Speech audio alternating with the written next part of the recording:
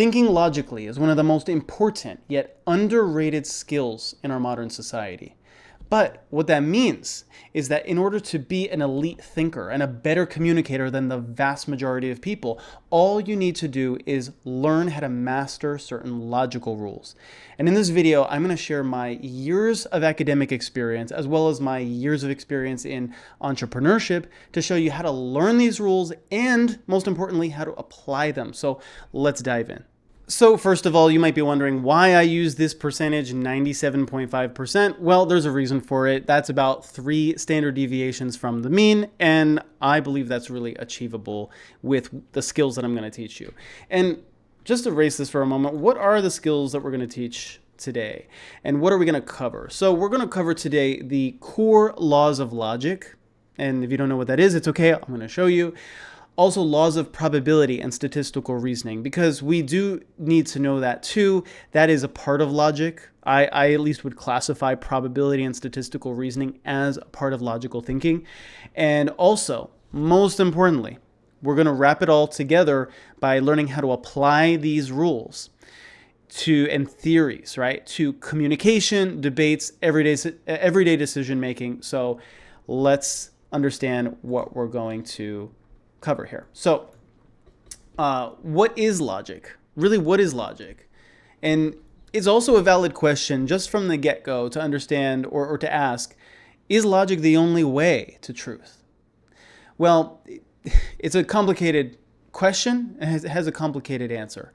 For those of you who are philosophically minded and you have read or been into, for instance, epistemology, I grant there's probably some truth of inner experience or that kind of truth, and logic may not be able to approach that kind of truth. But logic does a great job of approaching a lot of different aspects of our reality.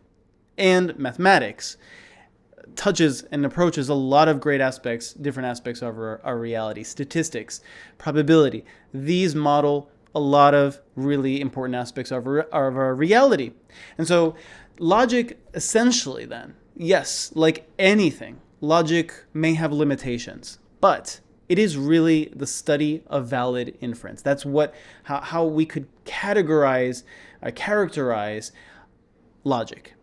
And we're going to see there's more than just what's listed here in terms of inference. Inference isn't just what's listed here, which is empirical inference. And we'll understand that in a bit. So there are 2 types of logic, essentially 2 types of logic. There's deductive logic and there's inductive logic. And deductive logic is, and don't worry, there's a lot of terminology here I'm going to explain. It's what's called analytic, mostly analytic. Now, why do I say mostly analytic? Well, because let's say you might know of a philosopher called Immanuel Kant. He kind of messed up this distinction.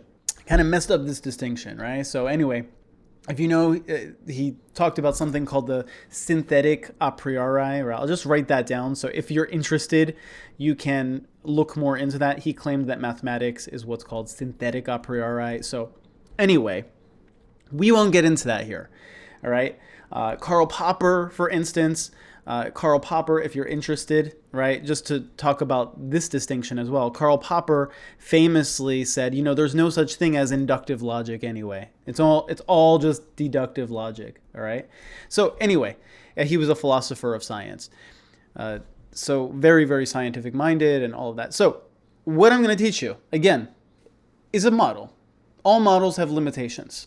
Understand that all models have limitations, and to some extent, at some fundamental level, you might argue it all breaks down. But for basic judgments, and for most judgments we're going to make, and for most inquiry we're going to do, and for most communication we're going to have, these distinctions hold very well. Okay, so mostly analytic. And what does that mean? The predicate is contained in the subject. What does that mean? I'm going to give the example, the cat is furry. And we can actually see the distinction between deductive logic and inductive logic very, very easily here. And I'm sorry for my handwriting. It's not great. So the cat is furry. Well, this is obviously, going back to your grammar.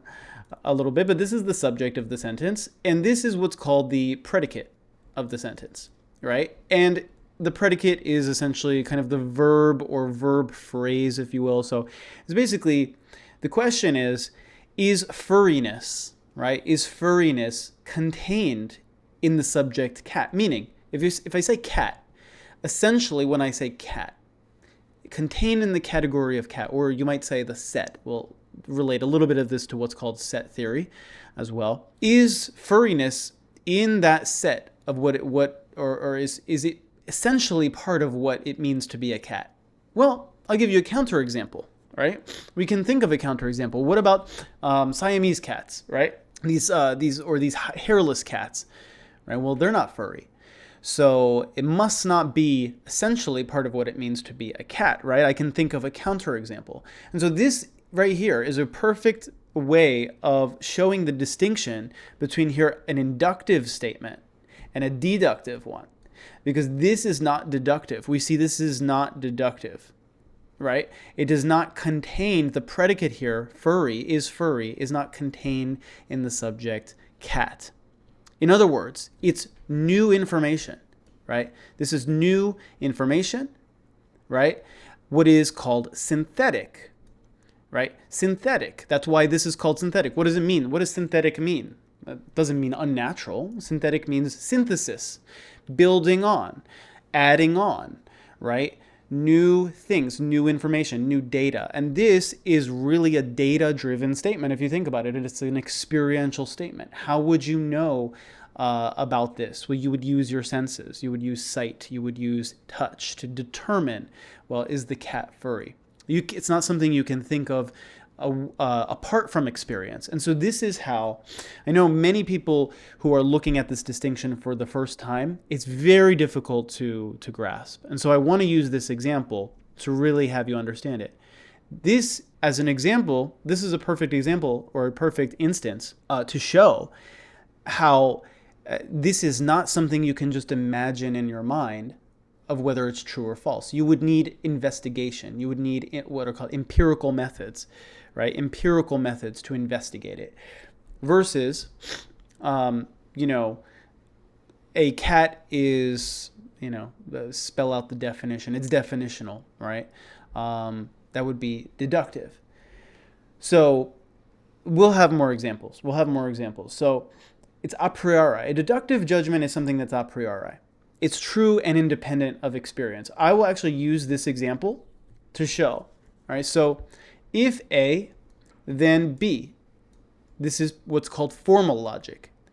If A, then B, what is necessarily always the case, regardless of experience, not B or A. And I'm going to, not B or A.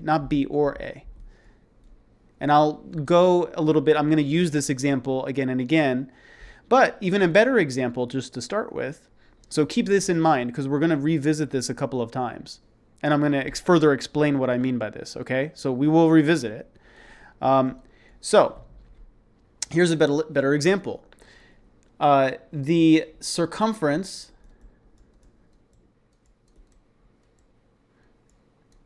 of the Earth is X, some number, right? And I don't know off the top of my head, right? I know people who are in the earth sciences might know that off the top of your head, right? Well, how would we know that? We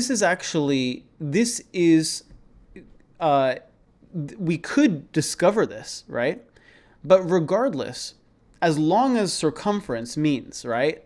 Circumference means 2 pi r, 2 pi times the radius. And it equals some number, x, right? Well, then this is an analytic judgment. Right? Regardless of the reality of, given, right? This would be given the radius equals y, right? 2 pi r equals x or 2 pi y equals x. So this is an example of a deductive judgment. Forgive, let's say, if you're let me summarize this. If you're not too into math or whatever, it's okay. So what we're saying here is that even if no humans existed, even if you weren't around, you know that saying, if a tree falls in the forest and nobody's around to hear it or see it, does it still fall? Something like that, right? The famous line. Well, this is a similar concept. If there were no humans, like humans suddenly went extinct, there was still the Earth here, and the Earth is some y that has some y radius, some radius, some given radius, right? It is still true, regardless of our thinking it to be true or not, or of anybody investigating it to be true or not. It is still necessarily true, given that the radius is a certain amount. This relation is always true. The fact that 2 pi, right, this relationship is always true. So certain relationships always hold regardless of somebody's experience, regardless, right? Now, are there arguments about like the social construction of math? And yes, there are arguments about that. I think they're weak arguments, but there are certain arguments like that. In that case, you destroy, again, the whole distinction. But we're not going to go down that rabbit hole.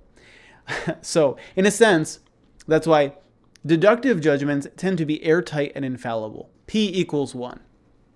Right? P equals 1, meaning the probability of the statement being true is 100%. And that's why these are so powerful, these judgments. And so here's an example of a deductive judgment. All humans are mortal. Socrates is human. Socrates is mortal, right? You see how that is, so that follows, right? The conclusion follows from the premises. Let's take a look at inductive logic, right? It's fallible, open to new evidence and revision. So the probability is not a fixed probability. If it's, in deductive logic, if it's false, 0 probability, right? P equals 0. I won't get deep into this, but again, this is based on probability. The example here, every swan we've seen to this point is white. Therefore, our confidence is high that swans are white in general, until you go to Australia where swans are black, right? So the idea here is that this is not something that is necessarily true. This is something that is, let me scribble a little bit. This is something that's not necessarily true, open to revision. This is something that is always true, not open to revision. It holds, if the assumptions hold, then those relationships always hold, even if the universe didn't exist tomorrow. And that's how powerful deductive judgments are, right? Independent of experience. So let's go on. This I wanted to take a little bit of time with because everything else really rests on this. Now, you can actually I'm not going to go into this a lot because you can, if you're interested, you could pause the video. You can look at this yourself. You can, research more into this yourself. But I just wanted to mention that there is something called abductive logic. Abductive logic is closely related to Bayesian reasoning, and we'll take a look at that as well a little bit later, as well as inductive reasoning more generally. But yes, this is reasoning based on the best explanation. So you can look more into that if you'd like. But let's jump into the 5 core laws of classical deductive logic. Right? When we say the laws of logic, when people actually talk about the laws of logic, what they mean typically is the laws of deductive logic, right? A priori, independent of experience, always true, independent of experience. And we're going to see why these are important. So we're going to talk about the law of identity, the law of non-contradiction, the law of the excluded middle, the law of sufficient reason, and what's called modus ponens and modus tollens. So let's dive in. So the law of identity is A is A. Now you might look at this and say, well, okay, duh. That's like A equals A. I mean, like mathematically, you would say A equals A, right? Maybe. But this becomes very, very important. Very, very important. Looks trivial, but did you know, and it sounds like splitting hairs, but is can be predicative. What's called predicative. It can be an is of identity. Right? So there are many ways. You probably haven't stopped to think about it. But when we say something is something else, there are actually different ways of using the verb to be like that. You may not have stopped to think about it. I'm not going to get into all of those ways here. We'd be here for another hour because we could talk about the implications of it seriously. But the implications of it, here's an example. For instance, a chair is a chair, not a wish or a dream. Okay, that's obvious. But why is this? What's the practical use in conversation?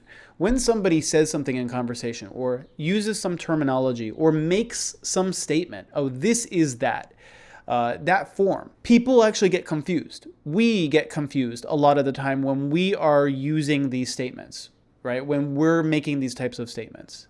And what this does is thinking about this law of identity is it forces us, when we hear somebody make an identity claim, or a predicative claim, or use the verb to be, this is that, they are that, it forces you to take a step back and say, okay, how is this being defined? Are you, for instance, predicatively, are you equating these two things? Like this equals this? Sorry. Identity, are you using it as identity? This equals this, right? X equals Y, right? Money is evil, meaning money. Let's say, are you saying money literally equals evil? They're evil, in other words. I could write this backwards and evil equals money. They're actually the same thing. Or are you saying this in some predicative way? Well, money has some evil quality, is evil as a predicate, has some evil quality, right? That's not trivial. That's not trivial. You get people to define their terms and get clearer in their own thinking. It's very important, right? And define your own terms. Define your own terms. How are you meaning to say this? So very, very important. And we'll go on to the next one, which is the law of non-contradiction. Well, A cannot be both A and not A at the same time and in the same respect. So, example, this policy is both effective and not effective. Could be a contradiction. I put contradiction here, but it could be a contradiction. Now, I'm going to get into this in the next law we talk about. But it's important to parse this out. Is the person actually saying it's both effective and not effective in the same respect at the same time? Or are they saying, well, there's this part that's not effective and this part that is effective? All right? Clarify. Many times people have beliefs that have many internal inconsistencies. And what they do, how they handle it is cognitive dissonance. Cognitive dissonance is just when you kind of force yourself to hold two contradictory beliefs and it causes a cognitive disturbance and you just kind of push it down and don't acknowledge it, right? That's how a lot of people handle those things. You want to force those things to the surface. Make people face their cognitive dissonance. And yourself too. I don't just say make people do it. Force yourself to face your cognitive dissonance. If there are two things that are incoherent in your argument, in your thinking, face them and resolve it. Don't just live with the contradiction. Law of the excluded middle is where we get really interesting here, because law of the excluded middle means tells us that something is either the case or not the case, either A or not A. There is no third option between being and not being. And here the application would be recognizing false ambiguity or wordplay, manipulation in your own language, your own thinking, or other people's language and thinking. However, you can make a huge mistake here. Don't make this mistake. Watch out for this. You can accidentally fall for the false dilemma fallacy, what is called the false dilemma fallacy. So for instance, you're either with us or against us. Well, can I be with you? Right, this is with you, A, and against, C is against you, and then B maybe is a middle ground position. B has elements of both, right? Right, so we have elements of both, right? So this is all X's, let's say, represented there, and then this is all these dots, just to make it visual, right? Can you have elements of both? Yes, right? In many areas of life, things are not just binary options.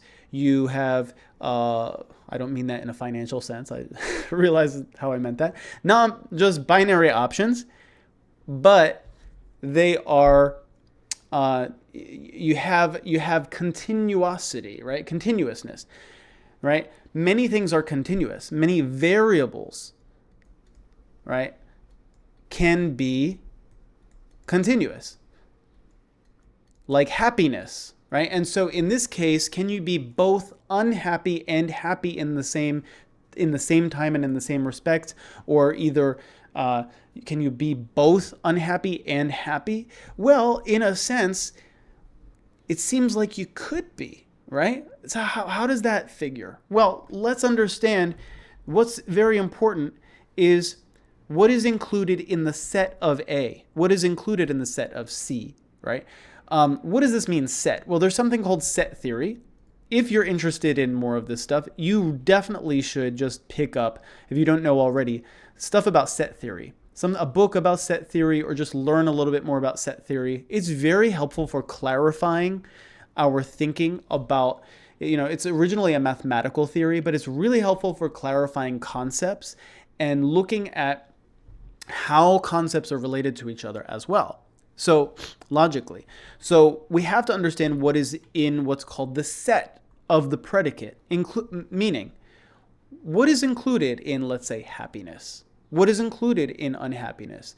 Is there some overlap at some point where you can have some degree of happiness and some degree of unhappiness, and you can say validly that you are both happy and unhappy in some respects, but not in the same respect, never in the same respect. Do you see the point?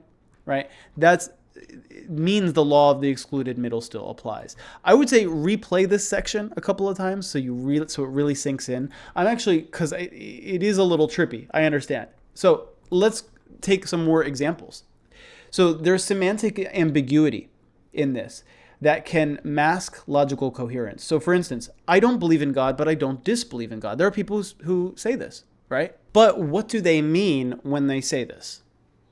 What do you mean when you make certain statements, let's say, like this? Well, this sounds like this person is taking, let's say, an agnostic position, or maybe sort of like an apathetic position. We need to get to the meaning behind it. Certainly, they cannot mean that it is not the case that I believe in God, and it is the case that I believe in God, or something like that, right? That would not follow.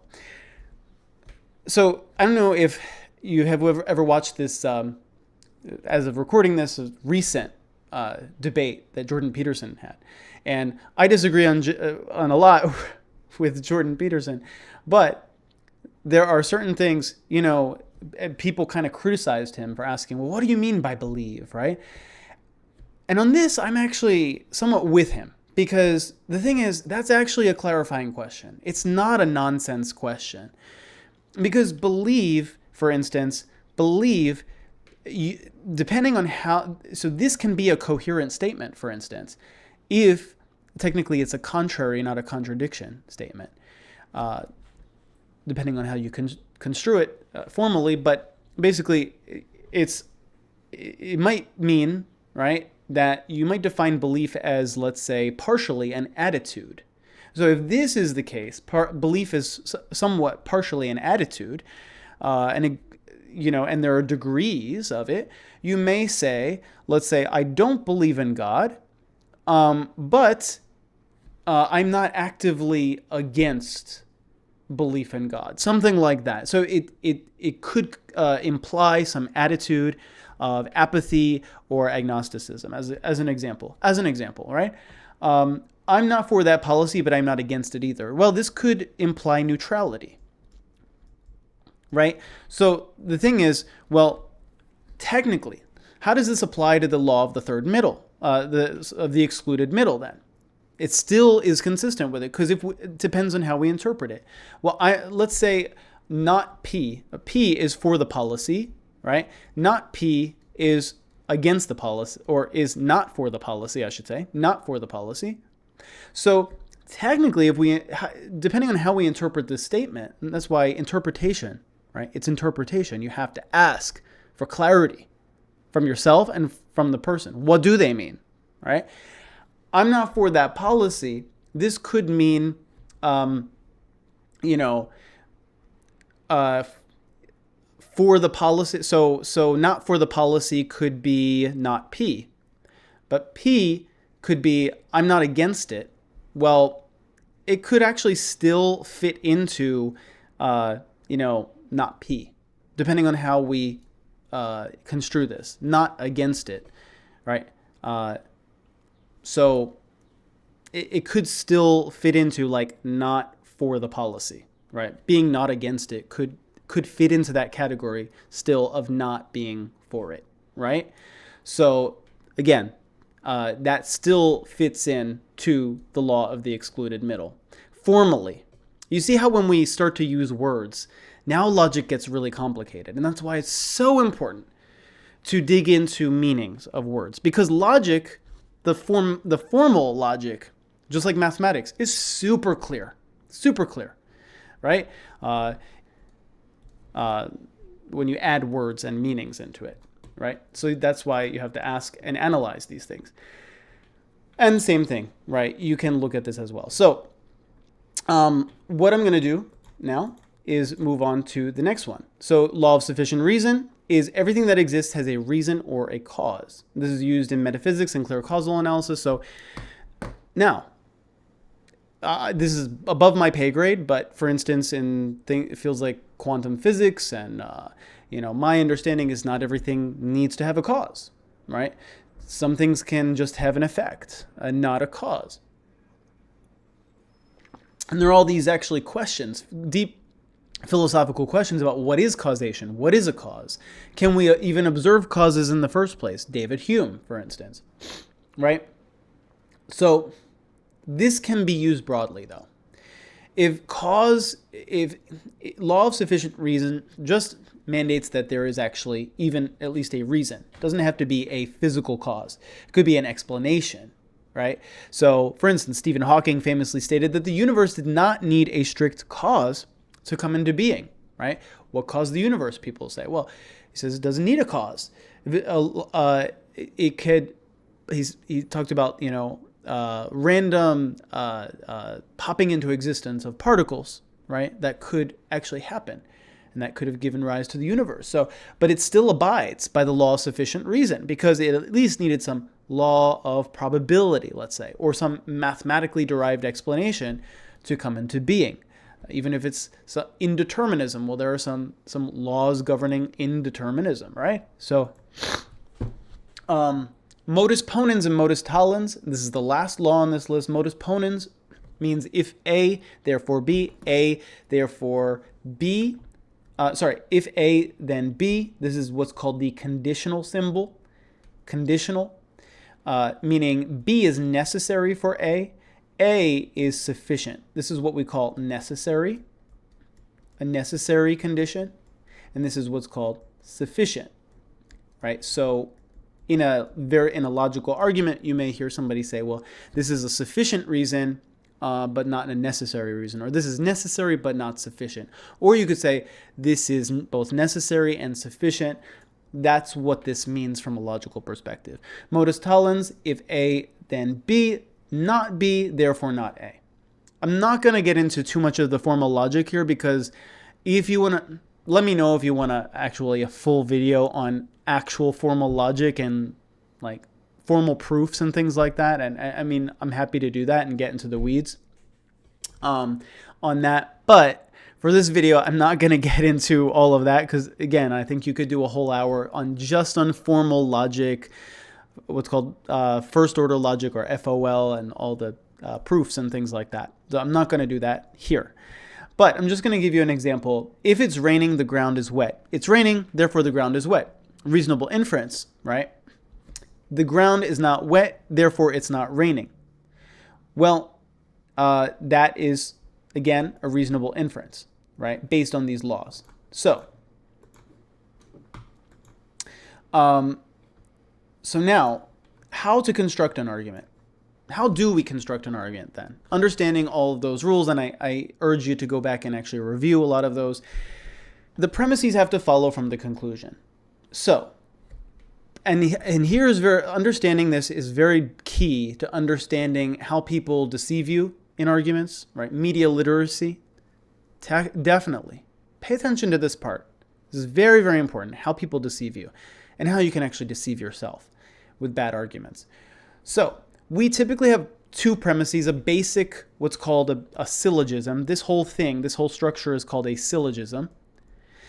And a syllogism has these three components at least. You can actually have more premises. You can have 20 premises. You can have 30 premises. I think in this book I wrote, there's one syllogism that I have that has like 20 premises or something. I forget. But and you can have things like lemmas and things. It could be very, very complicated. But basically, you can have you have two premises. You have a conclusion. The conclusion must follow from the premises, meaning be deductively true.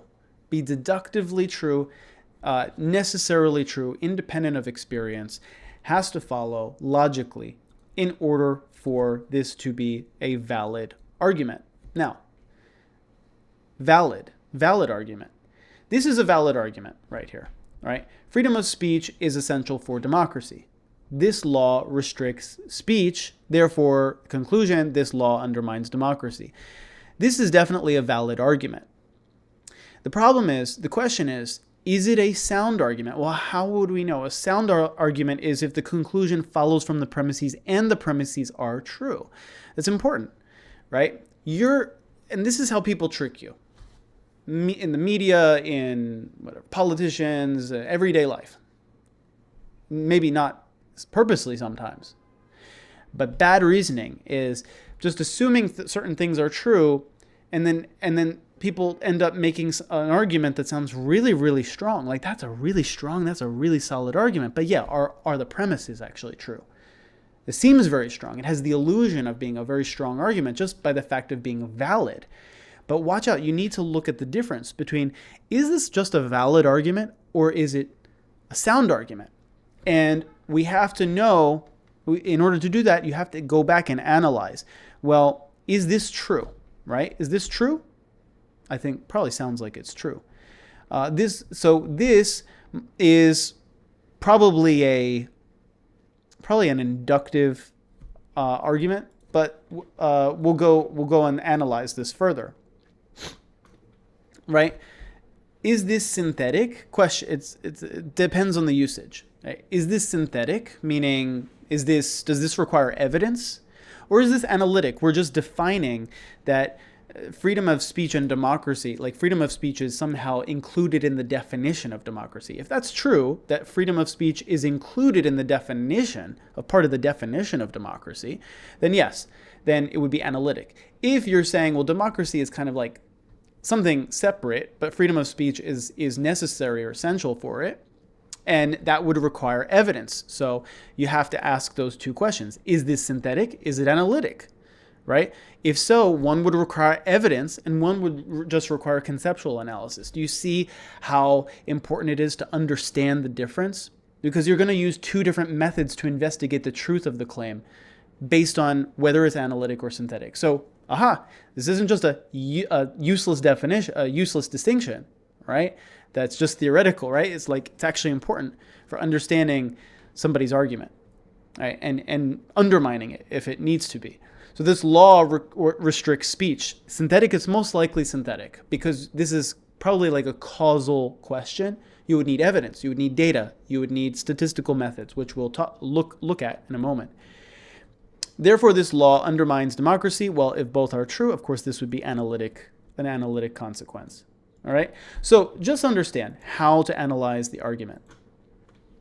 So spotting invalid arguments, right? Affirming the consequent. This is just an extension, but this is called of what we were just doing. But affirming the consequent, if A therefore B, B therefore A, this is invalid, right? A perfect example is if I'm in Paris, I'm in France. If I'm in Paris, if I'm in France, therefore I'm in Paris. No, right? Obviously untrue, right?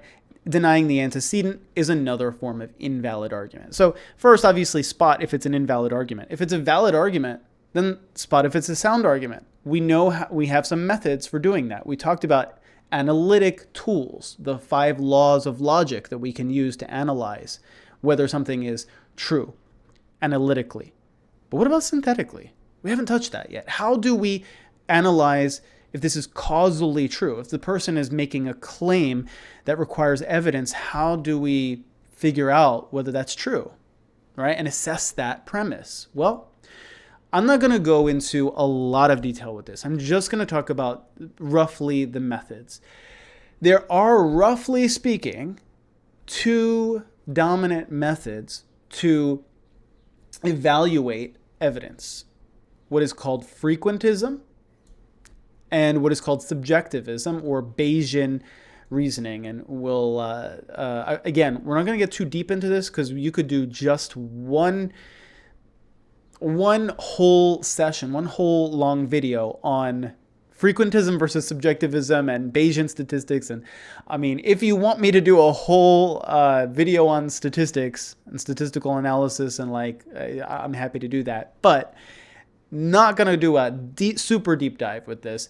Just understand that there are these two different schools of thought with respect to probability and calculating probability. Generally speaking, we have this thing that's called a normal curve. You see this more in frequentism. And again, I won't go into the fundamentals of it. We're going to go too much down a rabbit hole. But in frequentism, basically, the most probable thing is the thing that we kind of have the most justification to believe, right? This is what's called a normal curve. Most of the data is right here in the normal curve. Most of the data points. Let's say coin flips, right? How many times do we flip a coin, right? And how many times is it heads versus tails? Well, in the long run, we're going to see what? Everything kind of balances out. You might have 7 out of 10 heads, 9 out of 10 tails for one set of flips. But on average, what you're going to see, and this applies to essentially everything in nature, is everything is going to, with more and more and more trials, more and more and more data points, everything's going to even out to the mean. Everything will do what's called regress to the mean, regression to the mean. So, it's the central, it will regress to the mean, but everything will center around the mean. Center around the mean. All right? Center around the mean. Right? So this represents whatever the mean is, 50-50 in this case for a coin flip. This is the most probable. 90-10 for a set of 10 coin flips, 9 out of 10 are, let's say, heads, right? That would be improbable. Here, 9 out of 10, let's say, tails, that would be also very improbable, but in the other direction. And so we can visualize probabilities this way. And again, just quickly, this is what most statistical tests are use to evaluate claims. And you can evaluate pretty much any claim using this p-value approach. Not all claims, but many, many different claims. For more sophisticated claims, you'll need more sophisticated methods.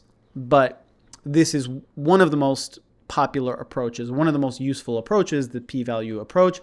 This is what's called a z-test. Again, I'm not going to get into all of that here, but there is also a Bayesian approach. Again, you can stop the screen if you're very interested. Bayesian probability is another approach for evaluating claims where you have a prior understanding or a prior belief about something. You update it the more data you have. You choose the hypothesis that best explains is best explained by the data. Okay, and this is just a different approach to using. This is called a beta distribution for calculating probability or evaluating hypotheses. It's used throughout science. Both of these are used throughout science. Now, how do we use all of this theory and all of this stuff to apply to critical thinking for things like media and also for conversation and daily decision making? There are so many areas. Well, most headlines, most articles, most viral posts contain subtle logical errors or rhetorical manipulation. So let's take a look at some examples. So for instance, study shows coffee causes cancer. Well, I'm drinking coffee right now, and I guess that's gonna give me cancer. But The reality is like, let's say as an example, reality is, let's say when you look into the study, maybe you see, well, two things that are red flags, not necessarily red flags, but that don't match the sensationalism, the hasty generalization, and the category mistake that are implied by the title.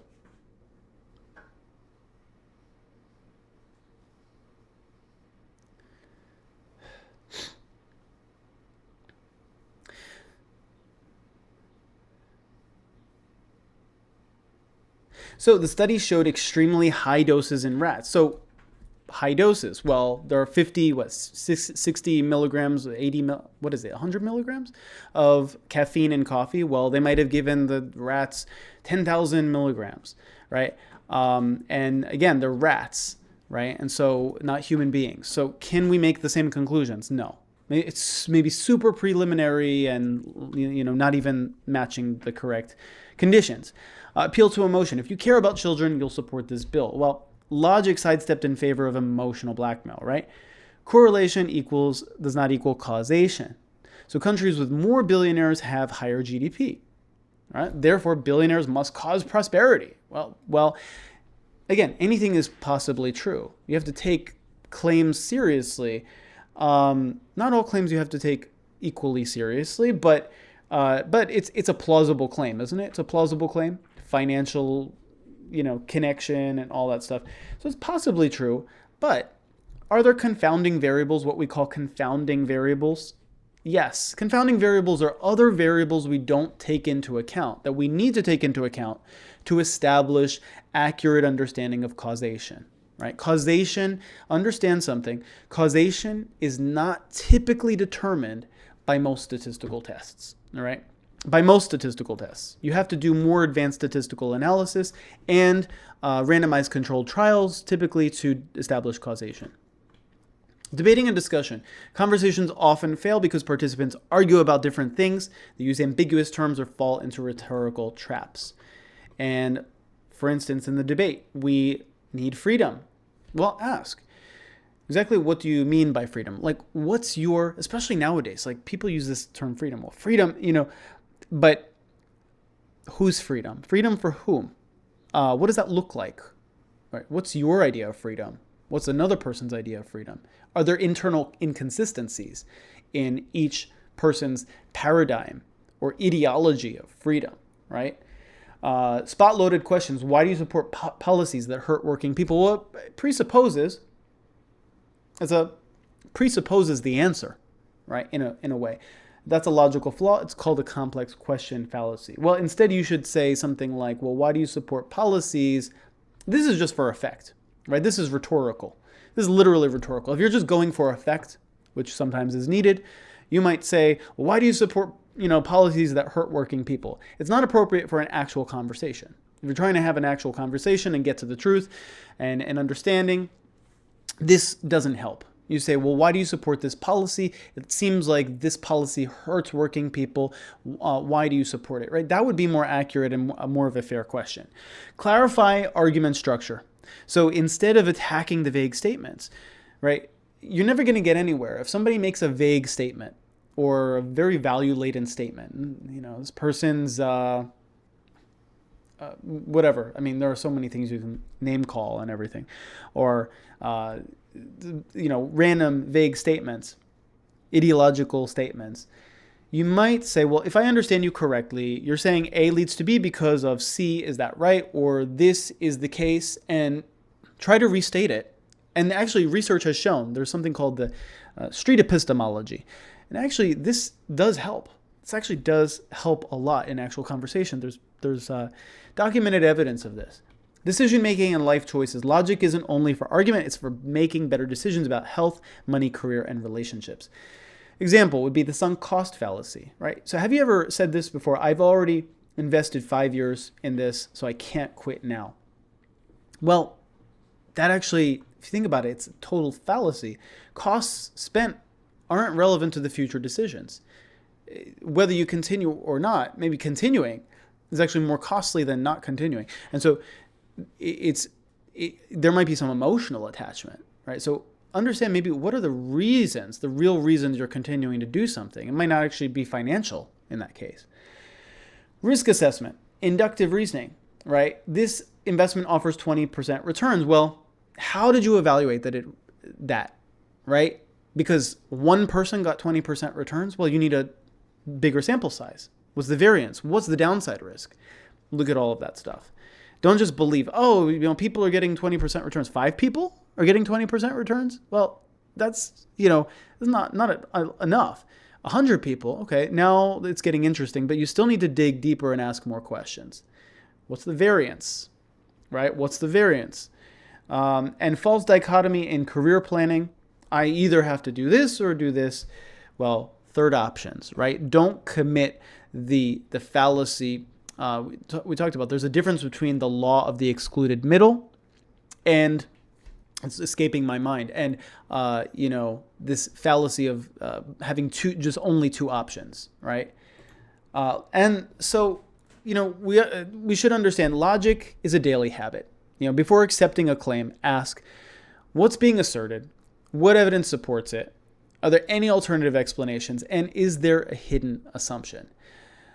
So these are really key. And if you're really interested in taking a deeper dive, we do a lot of this work in my Critical Thinking Academy.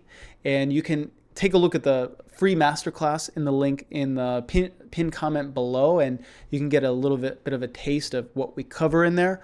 But this is just kind of a tip of the iceberg in terms of what we cover in the Critical Thinking Academy. But if you want to see more of this kind of content as well, I have another video you want to check out that is about inference and about logical thinking. It's about critical thinking and all of these different critical thinking skills. So definitely check that out as well. I will see you in the next video.